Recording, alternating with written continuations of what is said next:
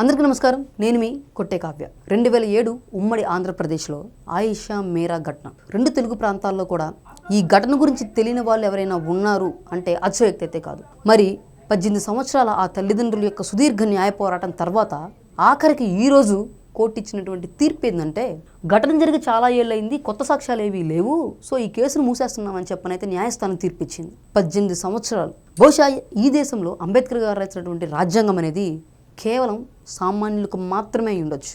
అంగబలం అర్ధబలం ఉన్న ప్రతి ఒక్కరికి కూడా ఒక సపరేట్ వ్యవస్థే పనిచేస్తుంది. ఇది ఎంత కాదన్నా కూడా నమ్మలేని నిజమే. అది 2007 డిసెంబర్ 27 నిమ్రా మెడికల్ కాలేజీలో ఫస్ట్ ఇయర్ బీఫార్మసీ చదువుతున్నటువంటి ఆయేషా మేరా 17 సంవత్సరాల ఒక అభంశుభం తెలియని ఆడపిల్ల శ్రీ దుర్గా మహిళల వసతి గృహంలో ఉంటూ అర్ధరాత్రి పూట అకాలంగా హత్యకు కావించబడితే 18 సంవత్సరాల తర్వాత మన న్యాయస్థానాలు ఇచ్చిన తీర్పు కేసు క్లోజు. మరి చంపింది ఎవరో తెలియదు. అయితే ఈ ఘటన జరిగిన ఒక 8 నెలల తర్వాత 2008లో సత్యం బాబు అనే ఒకతను తీసుకొచ్చి పోలీసులు నందిగామ నుంచి ఇటు విజయవాడ వరకు కూడా ఒక పెద్ద స్టోరీ వేసేసి ఇతనే నిందితుడు అని చెప్పనంటూ కొన్ని సాక్ష్యాధారాలను కోర్టుకు చూపించడం అయితే జరిగింది. ఇక అవి నమ్మినటువంటి న్యాయస్థానం వాటిని పరిగణలోకి తీసుకుని అతనికి 8 సంవత్సరాల పాటు అతని జైల్లో ఉంచి ఆ తర్వాత అసలు ఇతను దోషే కాదు నిర్దోషి, ఈ కేసులో కర్త కర్మ క్రియ వేరే వాళ్ళు ఉన్నారంటూ ఆనాడు ఒక బడా మినిస్టర్ ఉన్నాడు దీని వెనకాల, అతని యొక్క మనవడే ఇదంతా చేశారని చెప్పనంటూ ఆయేషా మేరా తల్లిదండ్రులు పోరాటం చేస్తూనే ఉన్నారు. కానీ ఎక్కడా కూడా వాళ్ళ పేరు వాళ్ళ ఆచూకీ కూడా బయటపడకుండా నాడు చాలా కష్టపడ్డారు. ఫలితంగా ఈరోజు వాళ్ళు అనుకున్నదైతే సాధించారైతే చెప్పుకోవచ్చు అన్నమాట. ఈ కేసులో ఆయేషా మేరా బాడీపై ఉన్నటువంటి ఆ పరిసరాలు ఉన్నటువంటి అన్ని సాక్ష్యాధారాలను సైతం పోలీసులు తీసుకోవడము, 50 మంది ఫింగర్ ప్రింట్స్ని మొత్తాన్ని కూడా ఫారెన్సిక్ ల్యాబ్కి పంపించడం అయితే జరిగింది. కానీ ఎక్కడా కూడా అసలు నిందితులు ఎవరు అనే వాళ్ళదంతా కూడా డైవర్ట్ అయిపోయి పాపం సత్యం బాబు గారే ఆనాడు బలవ్వాల్సి వచ్చిందనమాట. అయితే ఆయేషా మేరా తల్లి గారి యొక్క పట్టుదలతో బిడ్డకి న్యాయం జరగాలని చెప్పని ఆమె సపరేట్గా ఒక ఇన్వెస్టిగేషన్ అంటూ ఒక్కొక్క ఆధారాలను చేర్చుకుంటూ వచ్చి సత్యంబాబు గారిని 8 సంవత్సరాల తర్వాత నిర్దోషిగా అయితే బయటకు తీసుకురావడం అయితే జరిగిందనమాట. ఇక ఆనాడు న్యాయస్థానం చెప్పిన మాట ఏంటంటే చాలా హాస్యాస్పదంగా కూడా ఉంది. పోలీసులు ఎంతో కష్టపడి ఒక పెద్ద స్టోరీ క్రియేట్ చేసి సత్యంబాబే ఇందులో దోషి అని చెప్పని అతనికి న్యాయస్థానం దగ్గర ఒక 14,000 జీవిత ఖైదు పడేలా చేస్తే ఆ తర్వాత ఆ తల్లి పోరాటంతో 8 సంవత్సరాల అనంతరం అతను బయటికి వచ్చిన తర్వాత కోర్టు ఏం చెప్పిందంటే అతనికి నష్టపరిహారం ఇవ్వండి అని చెప్పనంది. ఇక్కడ తెలియని విషయం ఏంటంటే నిజంగా ఒక యువకుడు తన జీవితంలో విలువైన 8 సంవత్సరాల సమయాన్ని డబ్బుతో కొనగలిగే అధికారం ఏ న్యాయస్థానాలకి ఏ ప్రభుత్వ సంస్థలకు ఉంది? భగవంతుడైనా సరే ఆ సమయాన్ని తెచ్చి ఇవ్వగలడా? దాన్ని డబ్బుతో కొలుస్తారా?